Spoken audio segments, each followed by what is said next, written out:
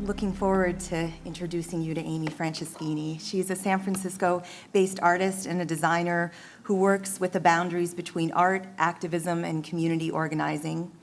Amy's practice spans a broad range of media, including drawing, sculpture, design, net art, public art, and gardening. A couple of my favorite pieces that I've seen of her so far are these sculptures. One of them is a wheelbarrow bike so that you can bike your wheelbarrow to the garden. And another is a shovel pogo stick so you could jump up and down and get your gardening work done. So frequent themes in her work are public space, technology, and social change. And her work often takes a visual approach to articulating perceived conflicts between humans and nature and the individual to a community. Her projects reveal the history and currents of contradictions related to this divide by challenging systems of exchange and the tools we use to hunt and gather. Using this as a starting point, she provides new tools for her audiences to gain insight into deeper fields of inquiry, not only to imagine, but also to actively participate and in the change in the places that we live. In 1995, Amy founded Future Farmers as a way to bring together multidisciplinary artists.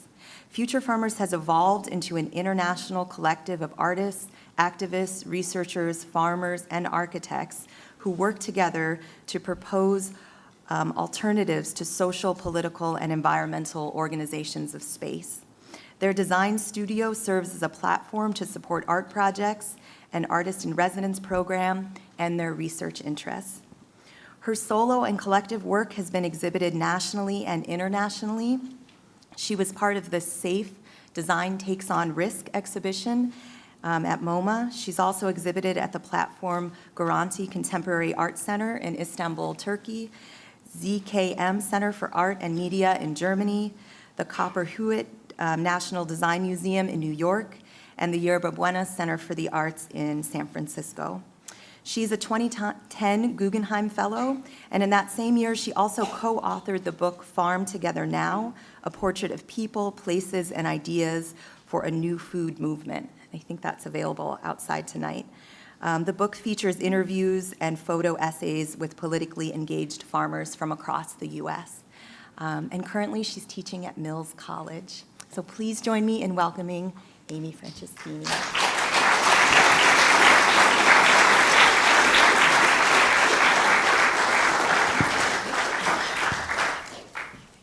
Hello. I'm just going to do a little switch here. Hopefully. Yeah. Hi. Thank you for having me, and it was such a pleasure to be here for the whole beginning of the symposium. So hopefully I can carry on a continuum of ideas that have been seeded earlier today. I think just a quick reflection on what I've experienced so far is that we use a lot of words to describe what we're talking about, and I feel a little bit alien in terms of using language, and I think art is really the language that I'm going to speak in tonight. I wanted to say that, first of all, Future Farmers is a collective. I'm one representative of several artists. Another artist is Stain Skiffaliers, who's here with us. It really started as a design studio, and we started an artist in residency program in '94, and through the residency program, we've grown into quite a diverse group of practitioners that come together for various projects, which I'll introduce tonight. But this was an attempt to make a timeline of Future Farmers, of where people have come from, over what terms, and what projects they've worked on. A little background just on myself. Charles asked why Future Farmers, why the name. And I grew up in the San Joaquin Valley of California. Raise your hand if you know where that is. Similar to this valley, but there's differences. So my father was, at that time, a pretty large-scale farmer. He farmed 4,000 acres, and he owned a pesticide company. And I was very sick as a small child, and my mother was getting into permaculture and reading Rudolf Steiner and going to support. My mom was going to the rallies with Cesar Chavez, who were protesting against many of my father's colleagues. So needless to say, they broke up, and my mother... my husband's heard this story 100 times. They broke up, and my mother and I moved to Pismo Beach on the coast of California. So I spent my school years with her and her partner, who was an activist in many ways, mostly against nuclear power, and was very involved in Mothers for Peace and with the Chumash Indian community. But I spent my summers with my father. So and my mother became a small-scale farmer and an activist in our community against the use of pesticides, especially in strawberry fields. So I spent time between these two logics, and I think you'll see through the work, I think today we talked about contradictions, and I think in our work we really try to find a place where people like my father and my mother can sit and talk. And my father was a really strong, and still is a firm believer in DDT, and my mother is not. So you'll see some of these.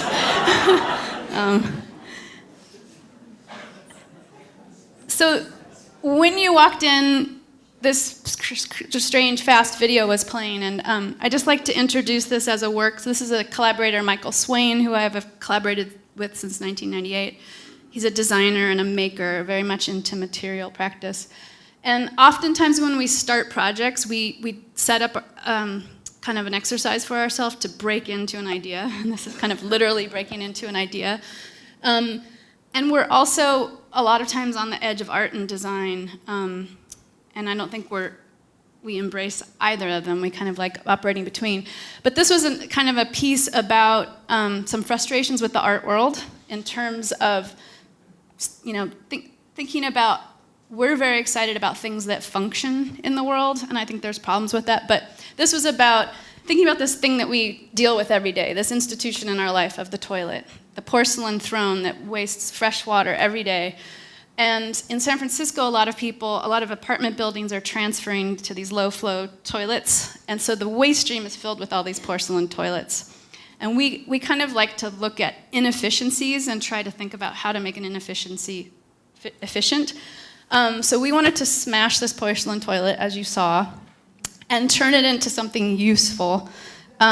So we smashed this, and it really hurt. The first smashing was easy, but as we smashed through, it took us many hours to get these small pieces to then turn into bricks as a symbol of change, of a basic building block of humans' lives. But there's also an art critique in here. So Duchamp is we're very big fans of Marcel Duchamp, who was the first artist to really talk about bringing something that exists into the world, into the art space, and call it art. He called them ready-mades. But he also had this idea of the reverse ready-made, where you would take a Van Gogh and cut it out of the frame and use it for an ironing board. And we really liked this idea of this reverse ready-made. And so out of the toilet, we, let's see, I'm getting used to this new PowerPoint. Maybe I'll go forward. Sorry. Strange. There we go.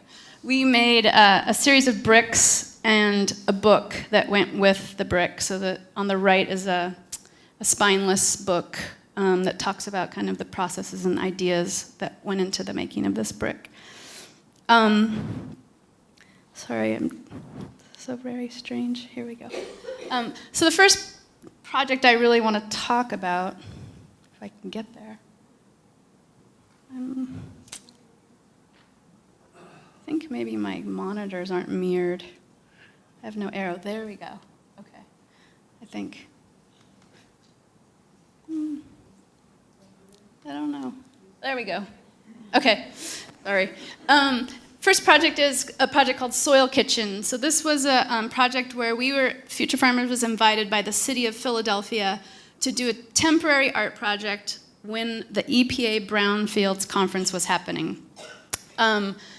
So we proposed, one of the ideas that we had is taking an abandoned row house and putting a windmill on it and just powering enough electricity to just illuminate the inside of this building to invite people to think about this space that could be potentially used as a power plant. While we were brainstorming about this project, we were drawing pictures of this abandoned space and just imagining a windmill, and someone was at our house and said, "What's the windmill about?" And several of us are very big fans of Don Quixote, and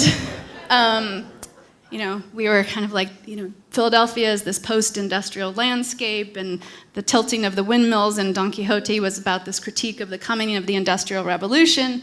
So we thought this would be a perfect symbol to play with. And our friend said, "Oh, I lived in Philadelphia for 20 years, and I lived across the street from the Don Quixote Monument in the northern part of Philadelphia. That's a Spanish neighborhood, and I think Don Quixote is pointing to an abandoned building." So we looked. I'm going to try something tricky here. We looked online on Google Street View, and we found there's the Don Quixote monument, and he was pointing to this building. And so we proposed to the city that we wanted to occupy this building, and we wanted to create a soil testing facility during the Brownfields conference that people could bring in their soil, get it tested, and we would give them the results, but we would also serve soup in this space in exchange while people were waiting for their soil samples. And the city, without question, just said, "Let's do it." They didn't even know if we could get access to this building, but they were so excited. So we got the commission, and they called, they found out who the owner was, and we got this call, and they were like, "Okay, we're going to do a conference call with the owner of the building." So we talked to him, and he's like, "Okay, yeah, I love the idea. It's great, and we can, it used to be a restaurant, so we can get a permit to turn it into a restaurant, and you can put the windmill all the way through the building." And he's like, "But I just want to know who this Don Quixote guy is."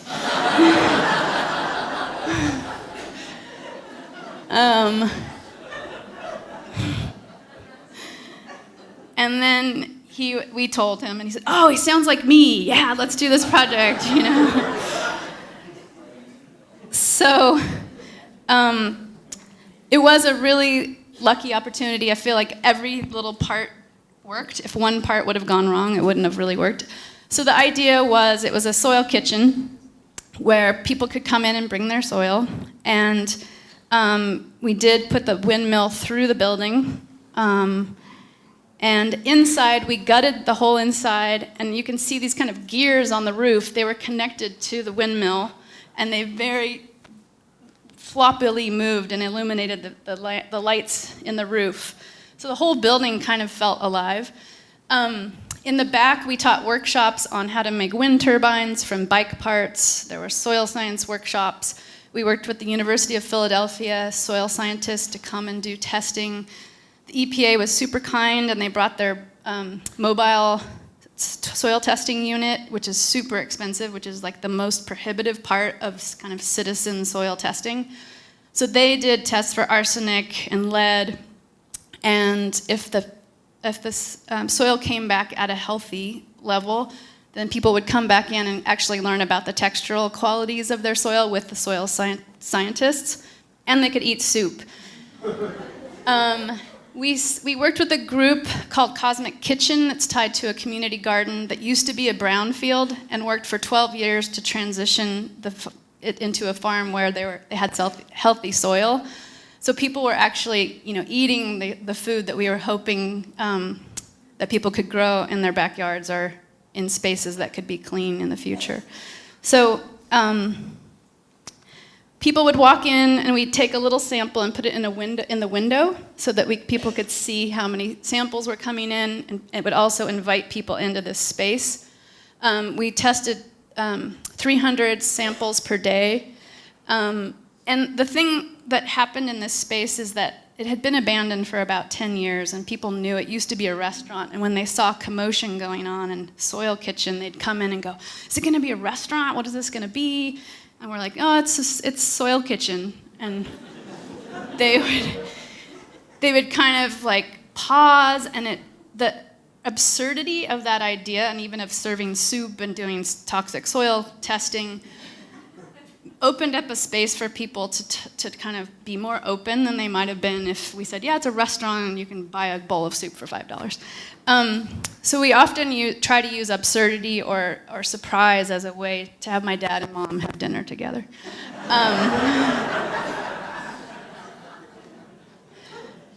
So this was Raj, and I forget the other guy's name, but these were the EPA scientists in the bus. So we would take out 50 samples at a time. They would do the test, and we kind of try to rotate as quickly as possible. And then, as I said, this was Kyle, who was a soil scientist. He would teach people about the nutritional and textural qualities of the soil. And I think what was really exciting is a lot of this kind of just happened. People, soil science students were like, oh, I want to come, and people just started, the place sort of took a life of its own. And this was one student who was like, this is so great. Like, usually we're just dealing with data, and it's all theoretical, and it's so great to like teach people and actually touch the material that we're learning about. So it's a very fertile space. There's some pictures. And then at the end of we were only there for 6 days. We worked for a month to build out the space and then did a 6-day intensive. But the place started becoming a meeting space, and word got out that you could get your soil tested and that you could hang out and eat free soup all day. So a lot of people were urban farmers, and they said, let's have an urban farmer congress. So we organized with some young farmers to just create a conversation around the fact that this space was funded by the city, and the mayor came to the opening, and they were like, let's make a call to the mayor. We have the ear of the mayor. So we started to write a manifesto. And what was interesting for me from coming from San Francisco, which you'll see later, is in the urban farming world in San Francisco, I'm just saying San Francisco, not Oakland, the race issue doesn't come up so much. Things can really like beelined from an idea to an endpoint.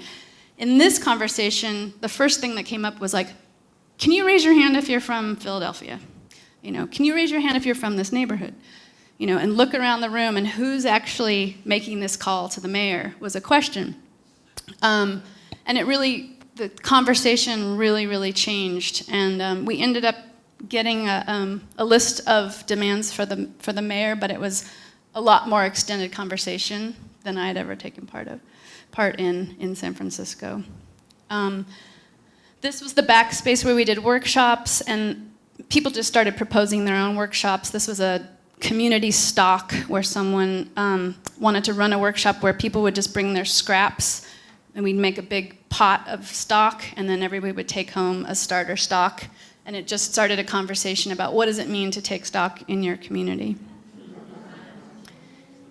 The next project is called This Is Not a Trojan Horse. This was a project that Future Farmers was invited to a small area in Italy called Abruzzo, which is becoming highly suburbanized and just rapidly changing from a rural agrarian space into kind of a suburban and second home place for people from England.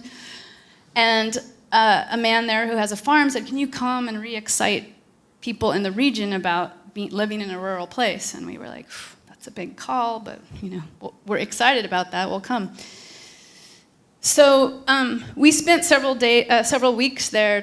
He took us to different villages, and they're just a different people. And one thing that people kept saying was, just 10 years ago, there were wild horses running through this region.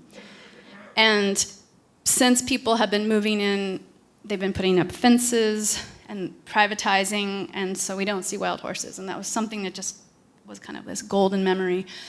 So we proposed to make this oversized human-powered horse. At first we thought we would walk it through this region, but it's very hilly. And we took the horse to different villages in this region and just saw what happened. The idea was to try to use this as a magnet to get people to talk about the future of farming in this region. And it worked, and it was spectacular.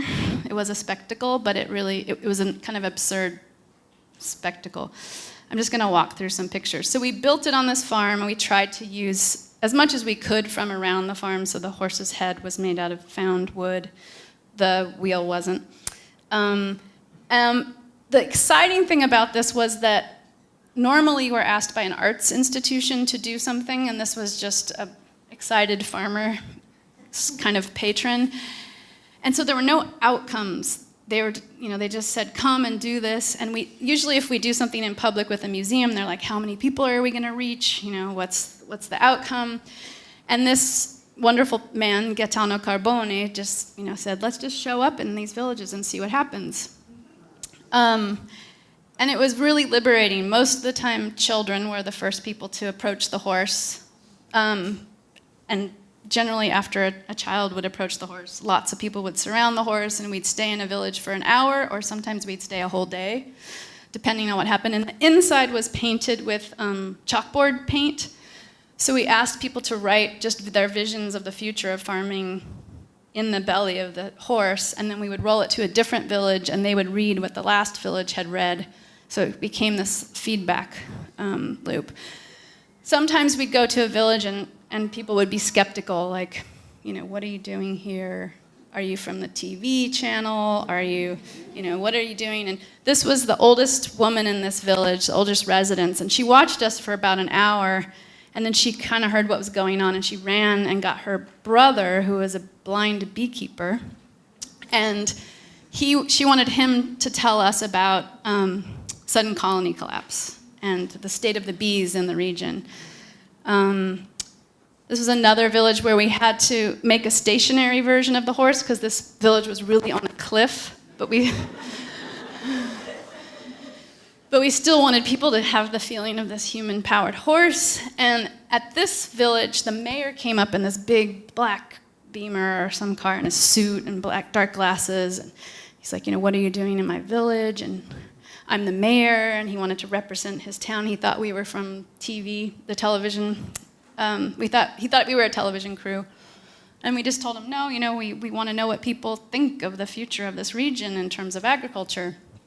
So he gave a little speech, and then he went away, and we were about to pack up, and then he came back like an hour later in like white shorts and a t-shirt. And he opened up the church, and we all ate together, and he really wanted to talk about, what we were doing and how this region could come together to think about how they could maintain it as an agrarian community. He later took us into the village to have coffee. And what happened is we started to get a following. So this man, Tonino, he heard about the horse being built before we even went on the tour, and he came to the barn and was like, the horse, like a Apollo. And he'd bring his friends. And so one day he came to a village we were in, and he said, can you come to my farm? Because my brother and wife, they can't leave the farm. Like, they have to milk the cows, and they want to see the horse. And this was like the 10th day, and we were like, we're so tired, loading up the horse, bringing it down. But he was so wonderful. So we go to his house, and he came trucking along with this hay to meet us. And this happened, I think, only twice where we went to people's farms, but it was just really wonderful to bring the horse to people's homes, to go directly to someone's home and just have a really intimate exchange with a family. And oftentimes they would tell us about all the trials and tribulations of trying to maintain a farm, the politics of that region, the politics of Italy. This man literally read us every receipt he had for his gas, the price of gas, or all the receipts he had for gas for that year. It was kind of like a poem, like a concrete poem. This was kind of a harvest festival in a really small village, and we just went there for the day and ended up meeting a lot of farmers that we then invited to a party at the end of the 12-day session back at the ranch, or back at the farm where we were staying, which a lot of people hadn't talked to each other in many years. Like, they kind of knew about each other in the different parts of the region, but this brought a lot of people together. And they kept saying, why the horse? Why the horse? And then they would go, the horse, it's giving us a reason to talk about the future of farming. Like, just because they asked why, it got them into a conversation. The next project I want to talk about, I'm going to go through this one sort of fast, and then I want to open questions because I might show some more projects through questions. So the next project is called Victory Gardens, and this was at a time when I had been doing a lot of artwork, and I won an award at the San Francisco Museum of Modern Art, and it's a little prize, it's a $2,500 prize, and I was like, you know, at this time in my life, the amount of energy I put into art, I actually want it to function in the world, not just in this temporary space inside of the art museum where a pretty limited audience gets to see it. And I want to dedicate this time to the city I live in. And so at the time, I usually show this to European audiences, but I think you'll appreciate it. At the time, we had a candidate who was running for Green Mayor, Matt Gonzalez. So he was the president of the Board of Supervisors. And when he was the president of the Board of Supervisors, he used to open his office once a month to have an art show, and he would give away free food, and bands would play in City Hall. And he used to be just like a guy at the bookstore. We all knew Matt as like this guy that hung out at the used bookstore, and then he became a lawyer, and then president of the Board of Supervisors. So he knew a lot of street artists and street people, and we got to go into his office once a month, and this was the last month he was there. He asked Barry McGee, who's a graffiti artist, to do a show, and Barry wrote "Smash the State" in his office. Needless to say, by him being there, many people who had become pretty apolitical between the late 80s and the mid 90s got politicized, and also felt this feeling of like, wow, like City Hall, we can get in City Hall? Wow, and we can hang out in the hallways, and we can shout with punk rock bands on the stairs, like, fuck Gavin Newsom. And as silly as it seemed, it felt very empowering, like, this is our house. This is like where decisions are made, and we should be more involved. So I became really politicized during this period, and Matt was a pretty close friend, and I had been reading a book called City Bountiful, The History of Community Gardens in America by Laura Lawson. Amazing book. And the thing that was so amazing about it was a survey of the successes and failures of urban gardening, and I found like it's hard to find people writing about failures, and that the failures were really useful because you would read them and go, okay, we don't want to replicate that. So it was useful. And she mentioned the Victory Garden programs of World War I and World War II, and that San Francisco had a really successful program. So I went to the city library, and I found this image that was in 1943 of a farm in front of City Hall. And it was made by this man who I don't know his name, but he was the head of the Park and Rec department at the time, and he said, hey, if we're going to be part of this Victory Garden program and we really need to grow food in our city, let's demonstrate how to do it in front of City Hall and kind of own that we're behind this project. And this image really resonated with me as like, why don't we use Civic Center to demonstrate what's going on behind the walls of the City Hall? I did more research on Victory Gardens, and I just had this idea when I saw the image, like for the SF MoMA, I wanted to put a garden back in front of City Hall, and I wanted to redo the Victory Garden program because what I read of it was so amazing. The museum said, that's great, but what are you going to put in the museum? And I was like, nothing. Can I just make gardens out in the city? And the curator was really adamant, like, there has to be something in the museum. And at first, I was really frustrated, like, why can't it just be something in the world? But because she challenged me, I looked deeper into the Victory Garden program and found, this whole slew of propaganda that was created to go with the program during the WPA, where artists were hired to make these very beautiful, evocative posters.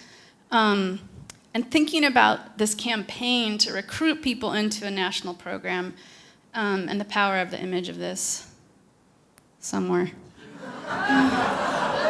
More mixed.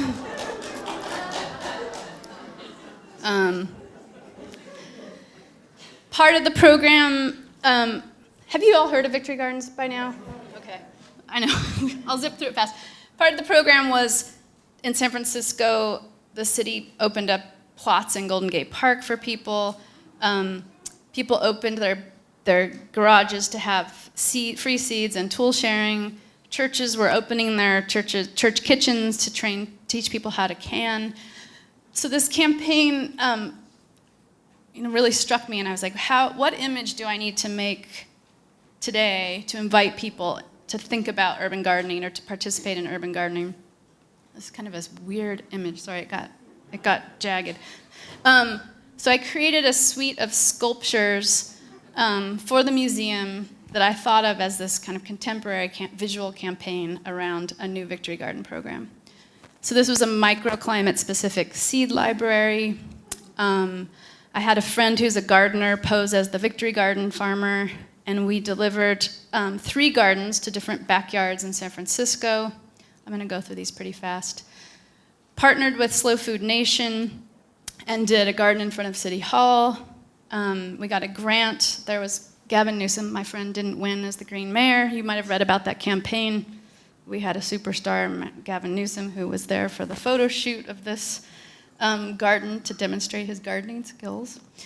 The garden at City Hall was a really beautiful coming together of many gardening organizations in the Bay Area. So instead of doing one farm, it was plots that represented all the different organizations that were funded by the city or that were funded in San Francisco. We did an online garden registry so that people could register their backyards or front yards, and if they weren't gardening it, someone else could come and garden. And we were thinking about I found a report from the 70s that showed that if we added up all the backyard space in San Francisco, it would be 1,700 acres of open space. So I started working with the city and thinking about how can we think about San Francisco as a big farm. Out of this project came an ordinance that was drafted by Gavin Newsom and the group that I was working with, and basically since Victory Gardens, the city has funded a lot of urban farm projects and workshops throughout the city. So I'm going to just stop for a minute, and I might show this other project, but I just wanted to open up to questions on what I've shown so far.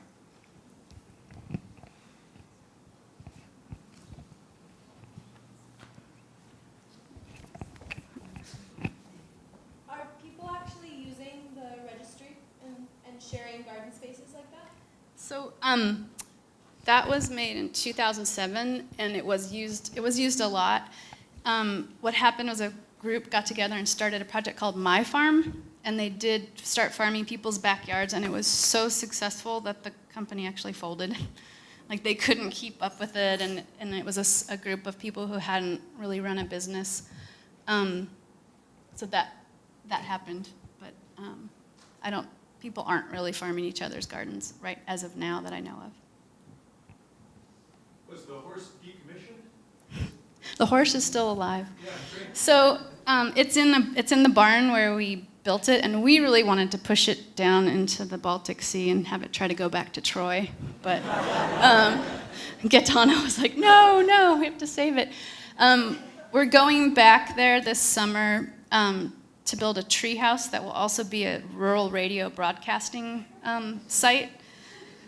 Because one of the things we felt when we were roaming around is that people were too busy to really go to each other's farms. And if they could use really hyper-local radio to talk to each other, or even say the pigs are having sex, or there's a falling star, I'm out hunting boar. I don't know, just to have the sort of poetic layer of communication going on in the region is an idea we had. So Gaetano wrote to get a grant for us to come back, and so this summer we're going to go back and do that.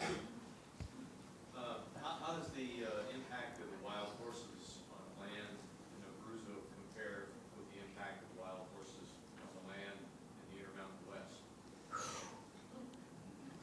I don't know. I don't know. Yeah, it's a good question.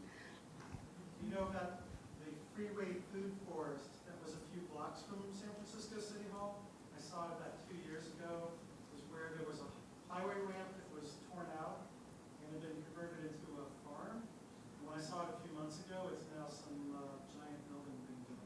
Yeah.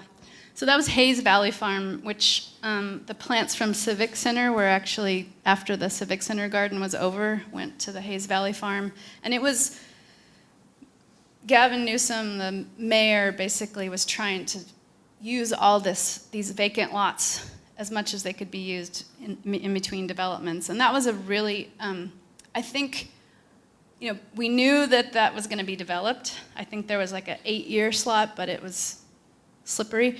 But what that did, there was a garden there for 3 years, and it was a permaculture group that took it on. So literally for 2.5 years, they were just building soil, and it became this amazing classroom, urban classroom.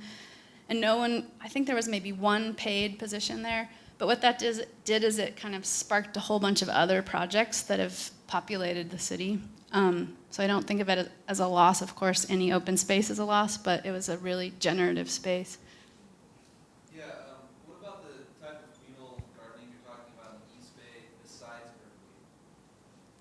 What do you want to know? What do you want to know? I don't know, Oakland, Richmond. The biggest project I know about in the East Bay is City Slicker Farm, and it's grown quite a lot. They just got a grant from Oakland for $1 million to basically something that Bay Area urban farmers have been talking about is changing the definition of recreation in parks to include food production. And so City Slicker, as far as I know, has convinced several parks to have at least a little portion of the park as a food zone. And they sell their food right there on the place where they're growing, and they have this great price list that's like deep pockets is like you can pay a lot for your food. Pay your next check, pay next month when the check comes in, or like free. And they never ask any questions, but they're subsidized by Oakland to basically support people having access to healthy food, and they're awesome, City Slicker. Okay, I'm going to show one last project. How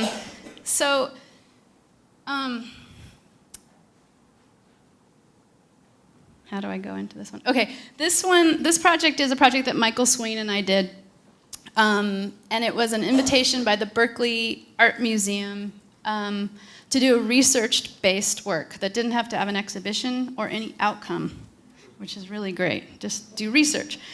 And Michael Swain and I are pretty much the same age, and I don't know who's seen the Charles and Ray Eames film, Powers of 10? Whew, not that many.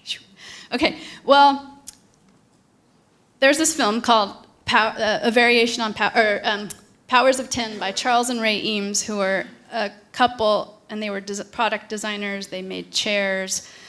They did a lot of work for IBM. And they did this 7-minute film commissioned by IBM that starts out with this couple picnicking, and then let me see if I can find, I'll zoom to the, basically this is a little vignette. So 7-minute film, they zoom in increments of 10 to 10 to the 24th, and there's a voiceover the whole time, and it's Philip Morrison, who is a physicist at MIT who also helped assemble the atomic bomb.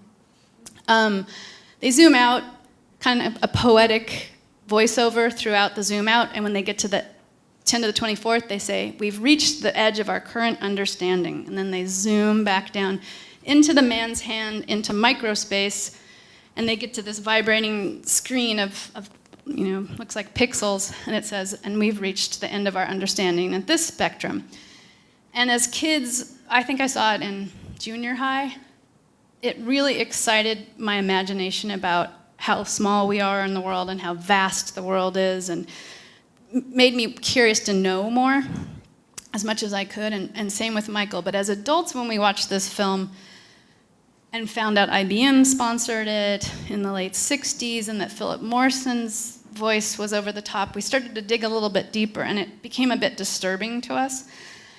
And we started looking at the production of the film. So this was a production still behind the Eames studio in Santa Monica, and what fascinated us was, wow, it looks like at first they wanted it to be, this couple to be in a meadow, but in the final one, it's in this like highly manicured golf course, which mirrors the film, which is really about this objective view of the inside the frame and trying to frame everything and leaving everything out of the frame.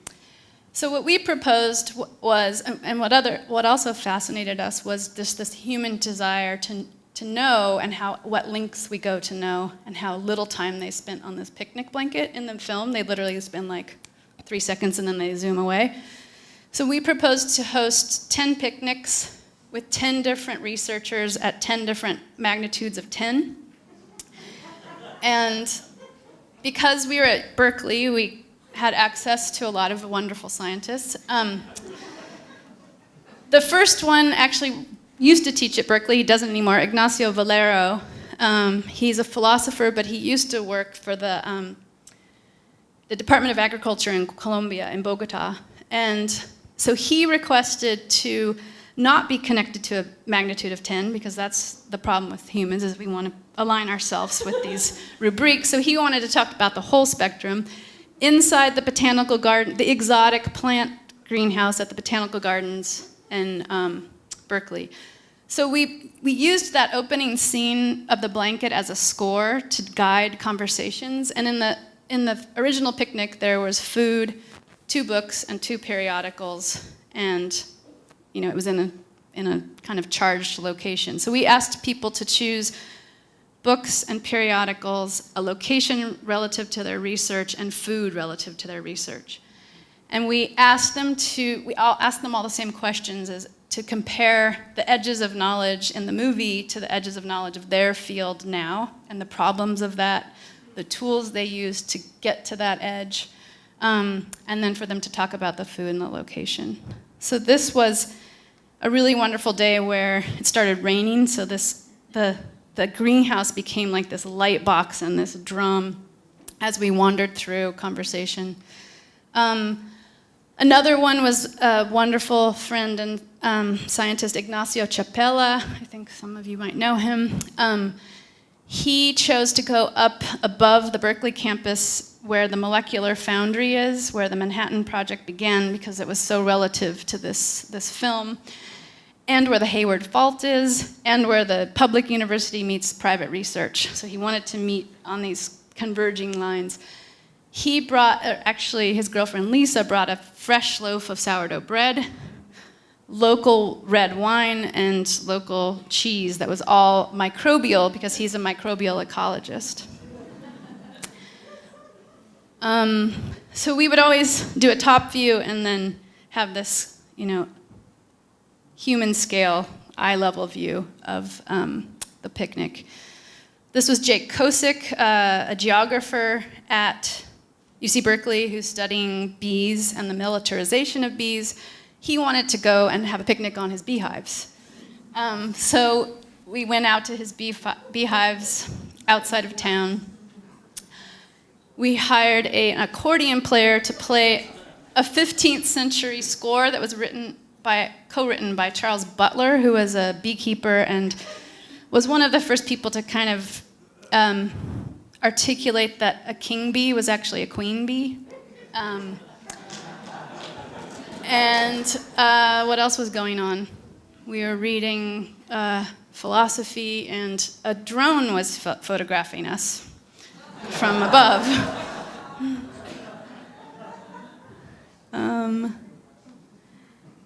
And the last one I want to show you quickly, we were with Sarah Seeger. So then we went to MIT. Sarah Seeger, astrophysicist studying exoplanets. We did that inside of this old radar dome on the roof of the Earth Science Department. And then the last one I want to show you was with Arthur Shapiro, who's a butterfly scientist at UC Davis. And he's been studying a line across California that goes through Davis, 6 different sites for 40 years now, just counting butterfly species. And he's really become well known because butterflies have become an indicator of climate change because they're moving up in elevation. And he's been entertaining me and Michael and Future Farmers as collaborators for years. So he agreed to have a picnic on the American River. I'm just going to play, hopefully, let's see, I can't get out. I'm sorry. Arthur Shapiro is a wonderful philosopher, and we asked him about the difference between art and science, and he gives a really wonderful explanation about how artists are required to match their research to reality. And of course, then you're like, what's reality? And I think working with art has always been very inspiring because he entertains our artistic inquiry, which can often lead to nothing in a lot of people's minds. And I think that there's kind of a usefulness in uselessness that he's kind of kept me believing in. And he talks about it in this video, but I think I'll stop there. And I'm sorry the video didn't work, but we'll get to another time. Thank you.